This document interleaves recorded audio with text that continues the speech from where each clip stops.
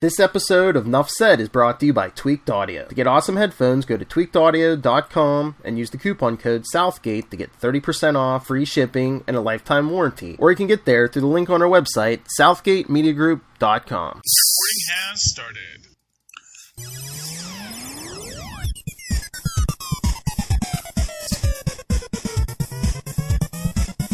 Hello, and welcome once again to the K2 Super. I forgot what show we were on. It's Superconnectivity, kids. This is the show where you super connect with us and we super connect with you. And in that connection, we understand the world a little bit better. I hope. I'm your host, Charlie the Professor Esser, because I profess. And with me, as always, is the blue-eyed bomber of the Burg of Pits. Fill me in, Perich. Because he fills me in. Because Phil is actually a comic historian with a great knowledge of lore and legend that I do not possess. But he is very staid and academic, whereas I am a showman! Ta-da, ta-da-da, yeah! He shows it all. Speaking of showmanship, shall we discuss the WandaVision? Yes, episode 8. Spoilers, kids. Previously on, yes. So, spoilers for this. So, this is, in classic sitcom format, the flashback episode. Wop, wop, wop, wop. Remember that time the bomb fell on your apartment? What a wacky adventure that was! In the middle of the Declan Dyke show. Yeah, you know what's fun about this? It reintroduces mutants. Establishes that mutants have always been there. Establishes that mutants are a thing. Yeah. Just not as big a thing as it was until... Yeah. It retcons that. Oh, yeah, Hydra didn't give you your powers. No, well, exactly that. Oh, you always had powers, which suggests that Pietro always had powers, which also suggests that these powers were always there, but that when you're exposed to an Infinity Stone, they get a little bit of a jump up. And, gee, who was recently exposed to an Infinity Stone, Phil? Half the universe. Wow. That's right. Half the universe was exposed to an Infinity Stone, so... Wop, wop, wop, wop, wop. Yes, you're correct, Tristan. They were exposed twice. Which actually goes to my most interesting fan theory I have left. That I don't think people are thinking about yet, but I think is actually the truth. Wanda was pregnant when she was snapped. She was? She was. The children were already there. The children were a part of her when she was snapped and were snapped out with her, which is why they were being born with powers.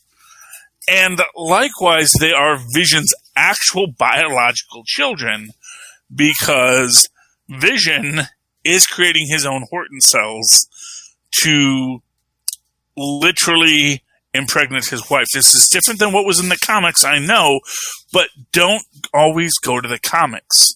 My theory is that Wanda was pregnant with the children when she was snapped. She didn't know she was pregnant. It was a very recent thing. You know, I mean, let's face it, we know they were doing we know they were phasing. They were in a phased state. They were quantumly superpositioned within each other at some point prior to this. And then in that very short timeline, which is the thing, is like everything is in this super short timeline. And that's, I think, something that we often forget about this is that in those 5 years, really what we're looking at is this super short timeline of just a few weeks for Wanda and everyone that has been brought back from the snap. We still don't know if Darcy was snapped or not, by the way. So that's one of those or Agent Wu, which is one of those interesting questions that we are left with. But we know that Monica was snapped, as well as Wanda. And if Wanda was snapped, presumably her children were snapped with her. Because that is the one thing from the previous episode that I thought was the most interesting thing, was that Wiccan also was outside of Agnes's control. That when Wiccan looks at Agnes, he knows she's quiet. And whereas Wanda may be in everyone's head,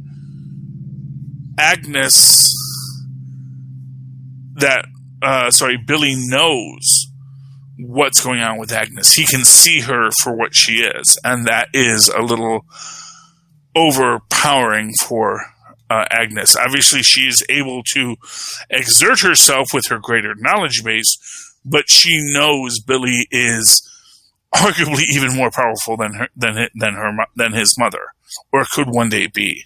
And that is the most interesting aspect of this story in WandaVision.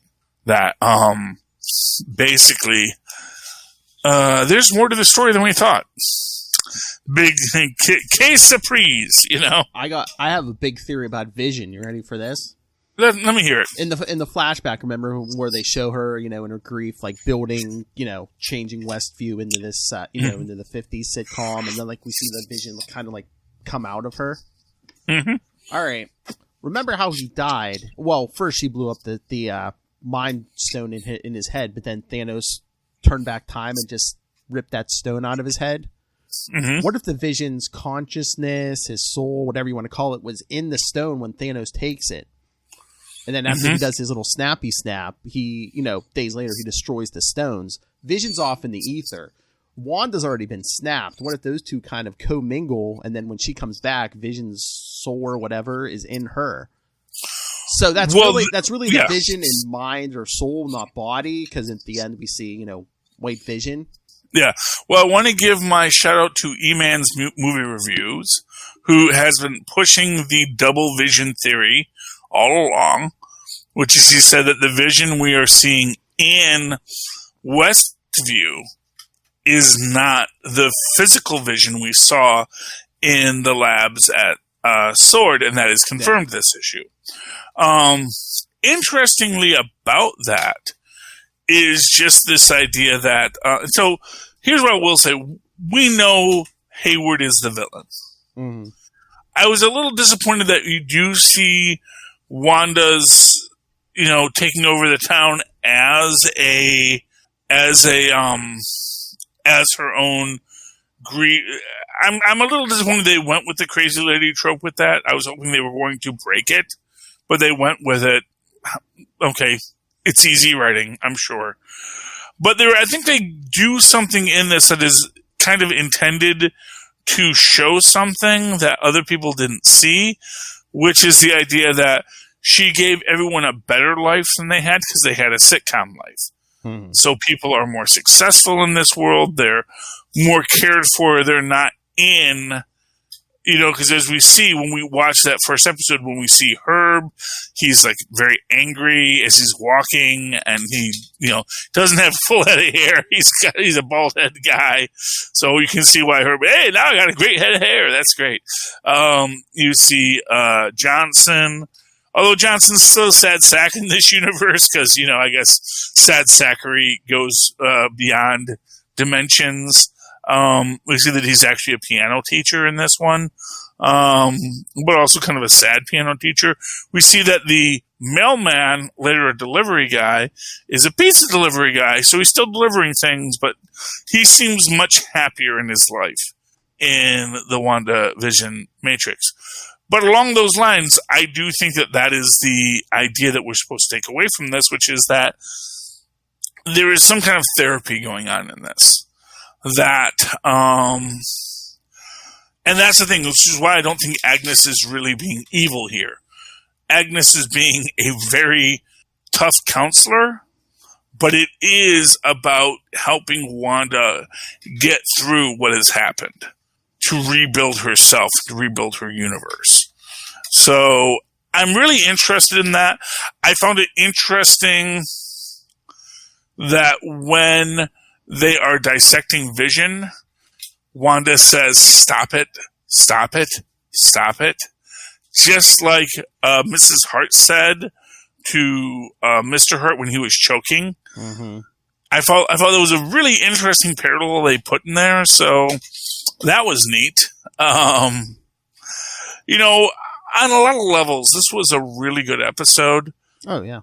Especially as it went back in time. Now, it's interesting to me that she is officially in Hydra in this, because I kind of felt the canon was that Hydra was hiding within S.H.I.E.L.D., so that the Hydra facility was actually a S.H.I.E.L.D. facility, but obviously they're making it, you know, I think it was both. Hydra-branded facility. It was both. They had their own, and then they also had sleeper agents in S.H.I.E.L.D. also. Yeah, but so that's interesting, and I like the fact that when she encounters the Mind Stone, she unwraps the Mind Stone, but then when reality cuts back, it's back to its spot, and we also see that she edited the video so that that's not seen. But what I really think has happened here is the idea that if Vision was in the Mind Stone, because we know that the Mind Stone apparently had the AI that was Ultron, but then also later the AI that is Jarvis. That AI comes out, and I think that goes to the line from Darcy in the last episode about being a STEM girl and just assumed she flipped a switch in his head.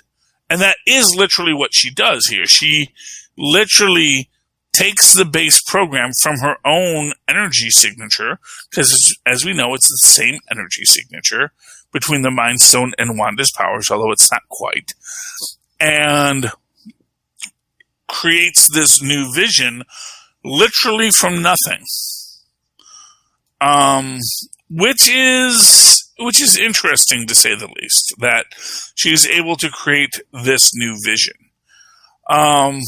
Again, I think that's the Vision, and you know, the one she pops out is the Vision in everything but body. And do you want my theory about who's in White Vision's body right now? Ultron? Yeah. I mean, it's entirely possible. There's a rumor Spader might be, you know, making an appearance or, you know, voice appearance, but, you know, yeah. Well, you know, it's an interesting idea that, because that's the idea. Because of course, with Vision, what we're seeing in the universe, in Westview, is that this is sort of a rebooted Vision set to factory defaults, but the program was set to factory defaults. Now, White Vision, as we see, is arguably the machine set to factory defaults. So there's not an AI in it, or if there is an AI in it, the AI that is hardwired into it is going to be that Ultron AI. I was going to say, it's maybe like half an Ultron, maybe, yeah. Yeah, so maybe, and I think what we're going to get in this, because this is the new rumor that the actor that Bentley, what's his name, who plays Vision? Oh, Paul Bettany. Paul Bettany, not Bentley, Bettany. The actor he always wanted to work with was himself. And so they're going to get together. And I think what you're going to have is you're going to have that merging of the two at the end of this. Oh, yeah. I think that's definitely. And that's the new Vision. That's how you're that's the new Vision. That's how you're going to resurrect him. She's going to take what she had and merge it with that body, yeah. Yeah, but it's also going to be that idea of the two becoming one. And then he's Wonder Man. I don't know. Yeah. We don't know yet. And here's what I'll say. They are always throwing us curveballs. And again, I see Agnes as being the tough love psychiatrist in this. That, yeah, she's being a total see you next Tuesday. But the fact of the matter is, that's what Wanda needs. Wanda needs someone to sort of say, get over it, move on. We need to get to the next thing. I think Agatha either wants her powers or wants to know how to create stuff. Because we got that flashback in the beginning. I don't know if like Agatha wants to like try to resurrect her mother or blame herself for her mother's death. Well, no, wasn't that Dottie? Wasn't her mother Dottie? I'm not sure. I felt that was Dottie, and that was the Dottie smelling the flowers in the last episode. So I kind of got the feeling that coven are people that have been brought back. Now, were they brought back by by Agatha? Were they brought back by Wanda? That's the thing. We don't really know yet. I mean, we don't really know what they're telling us yet. But I get the feeling. I think every woman of note in the female, the women's auxiliary, is in fact a member of that original coven. Mm-hmm. And for what it's worth, I think it's interesting that as Wanda drives into Westview, you see all the locations, and they're in this dilapidated, broken down state. Oh yeah. Which is why she creates the perfect world of Westview, and sort of what, Pietro, as we learned, that is fake Pietro, which is also interesting because she never explains where she got the body. She said she couldn't resurrect actual Pietro because his body was a continent away and full of holes. Mm-hmm. But she never says exactly whose body this is. I mean, I think that's going to be the big reveal. She pulled him from the multiverse because, again, this is. They said this is going to have something to do with Doctor Strange. Doctor Strange 2, the Multiverse of Madness. I mean, that's a possibility. That's the thing. I'm guessing it's going to. They love to troll us, Phil. Is what I'm going to say. They definitely, and it's good natured. It's roasting, as I say. Marvel likes to roast its fans. She either pulled him out of the multiverse or she transformed someone else into this Quicksilver. Yeah, and again, it is this question of how much is Agnes in control, as much as so. Here's the thing: Agnes knows how to use magic. And it's very clear that the entire situation is that Agnes wants to figure out, how do you have magic? And part of that is this idea that I think we get at the beginning, which is that Agnes is also a Scarlet Witch. Because, hey, she said the thing at the end. Well, no, she said, you're that mythical thing you can create from, nothing. She's like, you're the Scarlet Witch. She's like, you're the Scarlet Witch. Yes, but I get the feeling that Agnes, prior to this, was the Scarlet Witch. Was thought of herself as the Scarlet Witch. As the person who was... Because she even says, I didn't steal these secrets.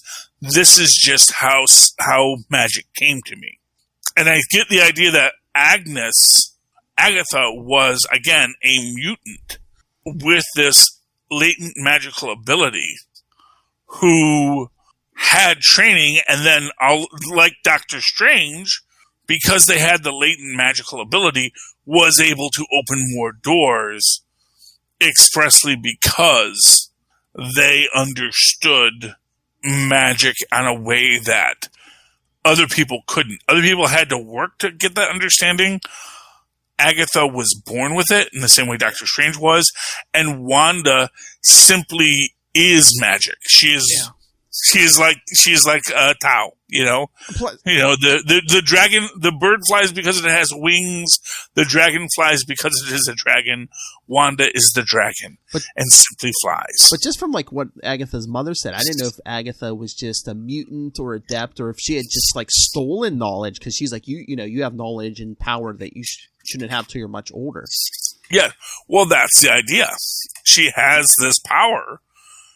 But Agatha doesn't say she stole it. Agatha says, I was going to say, the mother insinuated it, but I didn't know if that was true or not. Yeah. Yeah, I don't think it's true. That's the thing. They really want us to think Agatha is the villain, and I don't think anything about it. This is, and I keep on going back to that idea about waking up in a hospital, being a damaged person, and having to deal with the pain of being damaged. And I really feel that is what this story is about. It's about people being broken, needing to heal, and that, I think that, and I would be very fascinated to find out about Westview. It might be an interesting idea that Westview might have been really heavily hit by the snap. That maybe Westview, more than any other community, was hit by the snap, which might be why the witness was put in Westview, because there weren't a lot of people there. And so you have this place in Westview that has fallen into disrepair, that is broken down, And so, yeah, we'll put someone in Westview because why not in Westview? You know what? That's interesting. Yeah, because you know what? We still don't know who that witness is. Jimmy Woo threw out that line, and then we haven't come back to that since. So I wonder if that's going to be the big actor. Well, that's the thing. That's the kind of thing that, it's the kind of thing that is given to you. That is a Chekhov's gun if I ever heard one.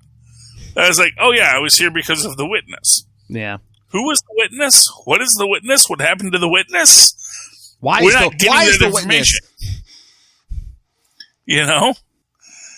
And, whether it is whoever that witness is, it's going to be someone interesting. Maybe the witness is actually, the mad thinker or, and that's the thing. Maybe the witness is the mole man. Maybe we get, what's his name? Warwick Davis as the mole man. Cause I would love that. I'm here for Warwick Davis as the mole man. Anyway, yeah, it's an interesting story to say the least, Phil. Oh, yeah. I don't know where it's going, but I like where it has been, and I like where it's going next. They're definitely playing up the, evil quality of Agnes. Yes. But again, I think that is more meant for our misdirection than the actual story. I think she is evil, as Doctor Strange once said about Dormammu. Well, he is evil, but only in our mortal moral sense. That, outside of our perspective, what he is can't be defined as evil. He is something else, Well, that's what I was going to say. I don't think she's like full on evil, but I don't think her motives are completely pure though either. Actually, that's the thing. That's where I'll disagree. I think her motives are to help Wanda. I think her motives are to help Wanda. And I think there's even that argument that even Hayward is trying to do good the way he sees it. He sees the world as a world of threats.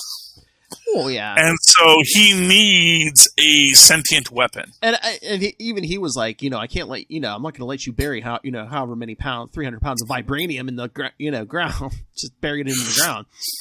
Yeah. Well, exactly. And that's the thing. It's like he intentionally antagonizes Wanda. And you'll see when she touches Vision, you'll see all of a sudden his circuits start lighting up. But she says he's not here. Which means it is just the hardware, not the spirit. Yeah. And when she has her breakdown at the house that Vision bought for them, how he did that, I don't know. I don't know if he's... I do wonder if Vision had to go out and fill out a mortgage. Honestly, that is going to be a really great YouTube video. I'm sure will be his Vision at the bank saying, so you want to build a house in Westview? Okay, so you need a mortgage, what's your down payment? I could see him doing that during Civil War. I could see, before Wanda ran off, I could have seen him saying, you know what, maybe we shouldn't live here. Maybe we should live somewhere else. And, at that point, Tony Stark's around. Tony Stark could easily get that for him. Oh, yeah. Oh, no. I mean, everything. I'm just saying, I don't doubt that he did it. I just found it an interesting thing to have happened. Yes. And I would love, like I said, I would love to see the YouTube video that will eventually be made, the animated YouTube video of Vision, whatever they do, either he's applying for a loan, or he's going to Tony Stark to get the money, or, but just the idea of him having this plan. And that's an interesting idea there, just the idea that Vision probably thinks of himself as immortal, and he has this plan, so he's going to go build this thing. Because even this is where we will grow old together. Vision's not going to grow old unless he makes a choice to have the illusion of growing old with his wife, even though she's going to have a life and he will then can just restructure his vibranium. Although within that same idea, again, it goes to this idea of what Vision is building towards, and the idea of him impregnating Wanda at that point after their marriage would be a logical next step. So him creating vibranium sperm to impregnate Wanda, because even Wanda says their dad was made of vibranium, they have inherited thick skin, is a kind of telling line. As I've said, one of the most fascinating things that I don't think they're ever going to touch on is the idea that vibranium is a metal that absorbs energy that is directed towards it. Meanwhile, Vision was at ground zero of at least one of the snaps that undid the universe. So, well, I mean, one, he was at ground zero for the snap, but also Thanos rewound him with that time stone too. Exactly. So the energies within that vibranium are probably insane. Mm-hmm. And of course that of course shows the classic short-sightedness of government, that rather than try to study the energies, they're trying to rebuild the machine. It's like, there's actually something far more useful here than just that machine. Oh, but oh crap! If there's like infinity energy in that body, if that is Ultron, well, even if it's not Ultron, there's infinity energy. I know, but I'm just saying, Ultron might have access to some limited Infinity Stone energy now. Well, what else is new? I mean. Yeah, but I don't think you can I mean, harness it. Ultron was arguably the operating system within the Infinity Stone. Yeah, which is an interesting question. Like, was Ultron in the Mind Stone the concept of having a mind? Was it Tony Stark's mind that overlaid over it? I mean, what exactly was Ultron is a very interesting question. And that's why we like Marvel movies, because there is a complex lore that we can't rely on because we're having it revealed real time. Oh, fun thought I recently had. Speaking of things revealed in real time, you realize that if by the time She-Hulk comes out, Jessica Jones is in it, she may actually have Luke Cage's kid. Ooh.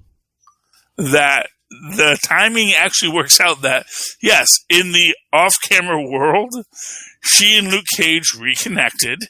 Because, for what it's worth, the Daughters of the Dragon are doing their own thing. And Luke and this detective might hook up. And maybe even, Jessica's in AA, which is, good. She should be there. And they bring up an old Charlie Esser theory, and Patsy could be with the Thunderbolts. We're getting them, man. We've got our Zemo. Yeah.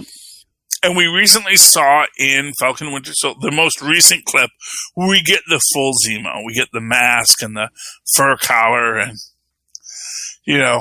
okay. I was thinking the one day, I'm like, you know what? You could take a bunch of those Netflix villains and build yourself a Thunderbolts. Well, Patsy wasn't a villain, but take Patsy, take Bullseye. They were already operating on them at the end of Daredevil season 3. Bullseye, what's his face? Bushwhacker? Bushman, yeah. Yeah, that Bushman, and then also, what's his name? Diamondback. Yeah, yes. Who had the suit, who also is being given, who said, well, if there's a genetic quirk that lets you have superpowers, well, here's a guy who might have that same genetic quirk. Which again goes to this idea that everybody is a mutant, which is what Master Mold eventually realized. That every human is a mutant. Mm-hmm. That there is no differentiation between humans and mutants. It's just whether or not the gene is expressed or the gene is not expressed, but the gene was present in everyone. And that, I think, is the crux of the Marvel Universe, is that I think they're going to be codifying this going forward. It's like, no, mutants always existed. And I think we are going to see that Charles Xavier is alive and well and has been working and suddenly is dealing with, oh my gosh, I had like 6 mutants. I had a girl named Jean Grey and a Scott Summers and a guy with wings and a beast and Iceman. And all of a sudden, there's like 600 mutants that all are trying to come to my school. I'm like, oh, I was not prepared for this. This was not the universe I was trying to build.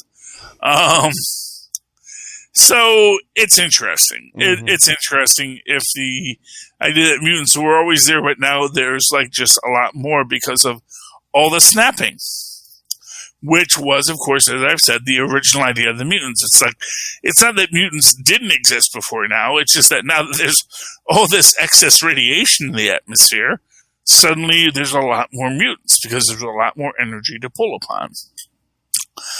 Anyway, it's a question, Phil. I don't know. Let's see, we talked about Superman and Lois. We talked about Batwoman. We could do some. I'm sorry, what? Oh, no, I was going to say comics. Yeah, I was going to say, let's go to comics now. What was it? Let's talk U.S. Agent. I don't know how I feel about John Walker, U.S. Agent. Speaking of kids, I do see that we get, first off, the coloring on this book is kind of weird because dang if they don't make John Walker look like he's black in this panel. When he first goes to talk to... Yeah, I mean, yes, it's supposed to be shadows and everything, but it's like, that's weird. It's weird how they present it. It's... I first looked at it. I'm like, wait, is that John Walker? Then I was reading it. I was like, okay, the dialogue's saying it's him, but... Oh, by the way, I am loving the Heroes Reborn ad. First off, we got the Doom Hulkbuster fighting Hyperion, and we see Mephisto over here in the corner. By the way, I loved Mephisto's cameo in Amazing Spider-Man this week. Although at the same time, I gotta say, with Mephisto and... I love Mephisto running that casino. It's like, hey man, you have any idea how profitable casinos are? Well, yeah, I mean, that's in that one storyline where he got locked up. That's where Doctor Strange locked him, is in a penthouse in Las Vegas. I guess, Mephisto was watching Vegas and saying, hey, I can do some stuff here. Well, yeah, I mean, it is literally Sin City. Mm-hmm. It's like, oh my gosh, the humans built a city just for sinning? How did I not know this? How is this not my base of operation? This is my power battery on Earth. This is greed. This is lust. This is avarice. This is envy. This is gluttony. Have you seen the 99-cent shrimp buffet? Goodness. And is that a demonic Hyperion in the right corner there? Oh, of this one? No, that's Gargoyle. Oh, okay. That's the classic Defender Gargoyle, recently reintroduced in... Oh, what book was that? Oh, in Iron Man, dude! You just read this book! But I'm saying the outfit kind of threw me, because he's wearing that red and yellow. Well, yeah, demons wear red and yellow, because, Yeah, well, heroic demons wear red and yellow, and, that's the thing. See, that's how you know Hyperion... He wants to be a good guy, even though he's not necessarily, because he's red and yellow. And that's the hot colors. There's no cooling blue in his palette to make you go, oh, okay, he's not so bad. I mean, he's even a redhead. He's even a ginger. Mm. So it's all hot-blooded energy there. Because, Superman, he's got the blue and black hair. He's always cooled down. Hyperion, though, he's always turned up to 11. That's the problem with Hyperion. He may want to do good, but he's turned up to 11. Even freaking Dr. Manhattan is blue, because the palette is about being chill. But if you don't do that red-yellow palette, that is a different palette, and that is a palette of excitement, and nothing good happens from excitement. We realize that John Walker lost his job because essentially so this is weird, because this is some Illuminati weirdness, is that all of the killer tactical teams in this are like from really random agencies, including the USDA. At that protest, I think that was the whole point. They just put a bunch of untrained guys on the front line with guns and said, "Oh yeah, hey, hey." Oh, you think that they were just untrained guys and that they? I think it was on purpose that someone put a bunch of untrained guys on the front line with guns and be like, "Hey, keep the protesters back." I mean, that's actually a good idea too. My takeaway was that no, there were just these sleeper agents. That there were USDA agents with guns. Yeah, no, I think that cow is not ready to be sold. Bam. I mean, I don't know if they were setting up U.S. agents or they wanted to make someone else look bad, but yeah, no, I think that was on purpose. Yeah, everyone looks bad in this. Yes. I like Lamar Hoskins coming back. Was he married before? Or is this the first mention? I think this is the first we're hearing about him being married, and apparently it's not his kid because he said he got married with a ready family, and he says he was drunk. So it sounds like a Vegas wedding situation, okay. which is also kind of weird in and of itself. It's like. How does, I don't know. I can see someone like latching onto a superhero in that way, but, it just seems weird. But he also seems to be a very caring and doting father, taking care of the kids. So maybe, whether it's his kid or not, he says, no, I'll step up. I like this lady. I'm going to take care of things. We actually get, could they have made the Saint look any more like the, what's his name? Oh, the comedian? The comedian, yeah. I didn't know if that was on purpose, too, or not. I was like, yeah. Yeah, it's obviously on purpose. Yeah.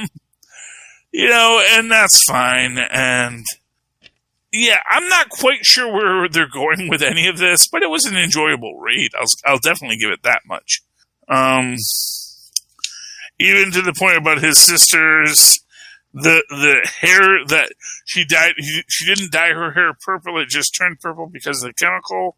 And then we see that Murray, the guy who is actually the secret master of all of this. I'm guessing we're going to get some 10 rings nonsense in this before the end of it. Maybe. But I enjoyed it. I liked it. It's a good story. But where was the ice? The cover gives us, I am just ice. Oh! You have a cover that says "I am just ice." I don't know. I'm assuming it's supposed to be justice, but they break it up. It's kind of weird. Yeah, I mean, I didn't get that cover obviously, because he's cool, man. Oh. He's got the darker palette. He's not trying to be all crazy and hot blooded. Do you want to do Black Cat, Maestro? These I haven't read yet, which is Champions, Ms. Marvel, 75th issue. I'll read that for next week. And, of course, Sabrina, me, and we'll talk about that next week. Yeah. Maestro. Maestro or Black Cat, throw it on. Yeah. Yeah. Okay, so Maestro. All right. Doom just causes problems. But there's also this quality that I don't know, man. I'm torn in this because, first off, I love Ajax just punching Hulk again. Oh, yeah. Because I kind of get the feeling that Ajax could absolutely take out the Hulk if he had to. Maybe at this point, yeah, because, I mean, the Pantheon age is much slower than the Hulk because he doesn't recognize the Hulk because he's all old. It's me. Well, not only that, but if you remember the first time Ajax and the Hulk fought, and literally, that's the first time that you get that statement that, the Hulk's going to drown in 2 feet of water. Yeah. Because Ajax is stronger than the Hulk. And that's when he was younger, yeah. Oh, yeah, he could take him now. And so I do get the feeling that Ajax could absolutely kill the Hulk if he had to. And again, in the story, we actually see that, like, Ajax's whole thing is don't hurt Atlanta. And, of course, what does Hulk do? He tries to choke out Atlanta. I'm surprised that Ajax didn't completely jump him then, but I guess they made the point to tell him the plan. Don't jump the Hulk when he tries to choke out Atlanta. We're drugging him. Then we do see, and this is an interesting thing because Atlanta is saying that Prometheus was killed by AIM. And Ajax says, no, he just got sick and died. And they're trying to say, no, you don't remember it correctly. But then we actually see that apparently the Black Scythe, whatever that is, actually did infect Prometheus with something. And he's all mad at Delphi because you didn't see the vision correctly. It's like, dude, I just didn't see that part of it. I saw that he would kill you, and this is how he's going to kill you. Or I thought, I saw that you would fight. Whatever the story is, I don't know. I think they're being a little too hard on Delphi there. Because not for nothing, how are you just taking Delphi at face value? In this day and age, don't take Delphi at face value. So I enjoyed that. I was a little. It was interesting, the idea that this is the Doctor Doom he's just time traveling. He's just doing his king bit, and he's like, I'm. How do you think I survived? I'm using a time machine. I'm avoiding this stuff. And I also like the idea that it's not that it is specifically not the old man averse. Oh, yeah. That it's just, humans blew up the planet. Mm-hmm. It's not us supervillains. We never did that. That's just human propaganda that we blew up the planet.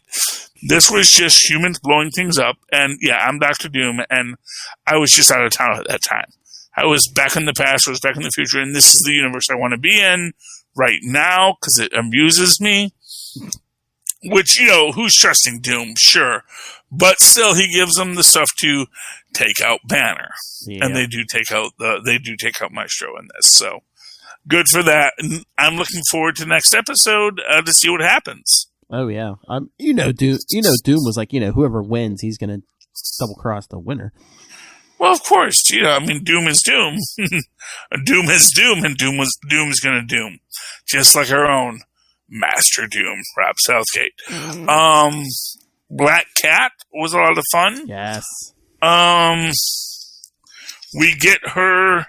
It's interesting because we get a split consciousness of her using the power of Yggdrasil, using that ultimate Norse magic power, that wild magic, that chaos magic, and it wanting to be set free by her, and when it offers her too much and she says no. Which I also thought was just a very interesting aspect of it. The idea that, she actually does reject it because in the end, she is not going to mind. She's not going to make people love her. And that's where it went too far. It's like, oh, kill all my enemies? Great. Have everyone just say I'm awesome? Great. Have them be the most powerful person in town? Yes. Have my lovers come back to me? She's like, no. Consent is important. Mm-hmm. Always remember you have to have consent. So I loved that. I loved that aspect of the story, and I thought that was pretty good. Oh, yeah. That's Felicia. Yes. And then final book I got this week is The Union, Episode 3. This seems to be post-King in Black, which is weird. Because they're like, whole King in Black, okay. Now everybody's off in their own thing, and we're fighting. We introduced a new character called Bulldog, who is basically a cross between Wolverine and Puck, which is cool. He's a short guy, but he's very strong, and he beats you up. We realize that the actual villain is going to be a guy by the name of Doc Croc, who is apparently a villain in England, who has employed several of the villains, and you kind of get the idea that basically the Union is just the British Thunderbolts. So that sounds like fun. Anything you want to talk about, Phil? No, I think we pretty much hit it tonight. Okay, well, that's good. Folks, I hope you've enjoyed listening to this show. If you didn't enjoy listening to the show, have you considered that it's not us, it's you, that you don't have adequate audio equipment, and that really what you need is a good pair of Tweaked Audio headsets on tweakedaudio.com, where you can use the coupon code Southgate at checkout to get a discount on their already affordable audio equipment. Likewise, you can use that same coupon code over at Huntakiller.com. Phil, can we pause for 1 second? I really need to stop for a second. Okay. So I'll be right back. Or I can just keep doing the plugs. Like Charlie was saying, go get Tweaked Audio and Huntakiller for, please support those sponsors. Use the code Southgate for both Tweaked Audio and Huntakiller. But if that doesn't interest you, if you like to read, or if you're interested in the world of podcasting itself, you can pick up Pod Life, the book. You can pick that up digitally or in paperback. Learn about the journeys of many different podcasters, including myself, Robert Southgate himself, head of the Southgate Media Group, a bunch of our friends. Very interesting stuff. And you may be asking, where can I find this tome of knowledge? Well, I'm glad you asked. You can get that on Amazon. Everyone knows Amazon. And when you go on Amazon, use the link for Southgate Media Group. It's right down there in the show notes. Doesn't matter if you're watching this on YouTube or you're in on the podcast. It's down there in the show notes. And when you do go on Amazon, use the link for Southgate Media Group right down there. Like I said, help us support this show, the network, the Southgate Media Group network, and all our various shows. Whatever topic you're looking for, especially if it's some kind of pop culture, TVs, comics, movies, we have the podcast for you. We have gaming. So yes, help us support all of the various shows by using the code when you go on Amazon. Help support all of us. And, of course, the head of the network, Mr. Rob Master Doom Southgate. Make it rain, so says Master Doom. What did you say? Please kick me in the pants. Why did your eye drift over to my box? Mark my words. Yes, and so if you want to get a hold of anybody on the Capes and Lunatics podcast, you can always email Capes and Lunatics at... Sorry about that. That's okay. I did the plugs. Now I'm just doing the, okay. Email us capesandlunatics@gmail.com or call the voicemail 614-382-2737. That's 614-38-CAPES. And find our various social medias, links to the Patreon, the YouTube, merchandise, all at Linktree, linktr.ee/capesandlunatics. All right, Charlie, it's all your plugs. Okay, I hope nothing untoward showed up on the video while I had to get up and leave. I don't think it's something like that. Okay, so sorry about that, folks. If you'd like to write to me in that old-fashioned email way the way Maz and Paz once did, do so at superconnectivityblog@gmail.com. That's superconnectivityblog@gmail.com. And, of course, follow me on Twitter as I live tweet Agents of I don't live tweet Agents of S.H.I.E.L.D. anymore because that's not a show anymore, sadly. But I do live tweet Batwoman on Sundays and DuckTales Awoohoo on Mondays. And who knows, now that I'm doing Sundays with Batwoman, probably I'll do 8 o'clock Legends of Tomorrow on Sundays at 8. So that might be fun. At Charlie Esser, that's CharlieEsser. Look for the 2 E's in the middle. For quality. Bing! Thank you, Maz. All right, ladies and gentlemen, thank you for connecting with us this week. Please come back again next week, and why don't you just super connect with us again? That'll be fun. It'll be good. I'll try not to take a break at the end. Leave everything up to Phil. Hey, nature calls. Nature calls. Nature calls. Yeah, I should have taken the bio break when we took the bio break. But you gotta take the bio break between shows. Gotta take the bio break, yeah. You learn, you live, you get loves. You don't want to hear this, Charlie Esser, but you're only human. Sadly, yes. That's why we love you. Someone's got to be human.